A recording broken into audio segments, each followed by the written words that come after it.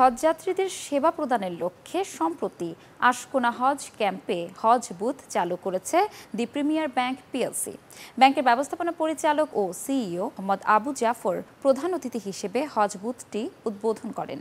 অনুষ্ঠানে অন্যান্যদের মধ্যে উপস্থিত ছিলেন ব্যাংকের অতিরিক্ত ব্যবস্থাপনা পরিচালক শামসুদ্দিন চৌধুরী, উপব্যবস্থাপনা পরিচালক এস.এম. ওয়ালিউল মোর্শেদ, ইভিপি ও ব্র্যান্ড মার্কেটিং ও কমিউনিকেশন বিভাগের প্রধান মোহাম্মদ তারেক উদ্দিন, ইভিপি এবং ইসলামিক ব্যাংকিং বিভাগ প্রধান মোহাম্মদ ইশরাত হোসেন খান সহ হজ ক্যাম্প এবং ব্যাংকের অন্যান্য ঊর্ধ্বতন কর্মকর্তাবৃন্দ।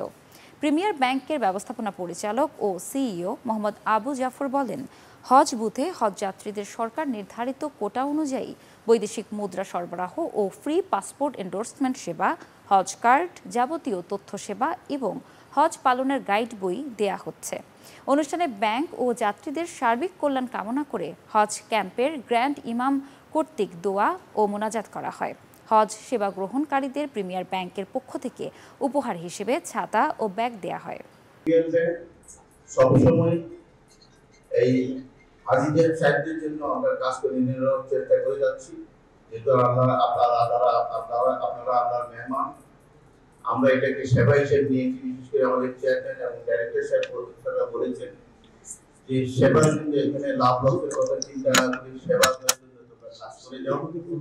আমরা সেইভাবে এগিয়ে যাচ্ছি এবং সেইভাবে কাজ করছি। এবং আপনারা যারা এখানে যাচ্ছেন আল্লাহর ঘরে, আল্লাহর মেহমান হিসেবে, আমরা দোয়া করব যেন আপনারা সহজভাবে ব্যবস্থা পালন করে আসতে পারেন এবং আপনারা আমাদের জন্য দোয়া করবেন যেন আমরা আমাদের ব্যাংকটা এবং আমরা সবাই ভালো থাকি। আমরা আপনাদের যতগুলো সহজ কাজ করার জন্য যত ধরনের সাপোর্ট আছে আমরা ইনশাআল্লাহ করে যাব। আপনারা জানেন প্রিমিয়ার ব্যাংক 1999 সালে তার যাত্রা শুরু। আজকে প্রায় ব্রাঞ্চ নেটওয়ার্কের মাধ্যমে আজকে প্রায় 136টা ব্রাঞ্চ, 67টা সাব ব্রাঞ্চ এবং 170টা এজেন্ট ব্যাংকের মাধ্যমে সারা দেশে আমরা ব্যাংকিং সেবা দিয়ে আসছি। তার পাশাপাশি আমাদের যারা মুসলিম ধর্মপ্রাণ মানুষ আছে তাদেরকে সেবা করার জন্য আমরা 2টা পূর্ণাঙ্গ ইসলামিক ব্রাঞ্চ, একটা ঢাকায় একটা সিলেটে, এবং আমাদের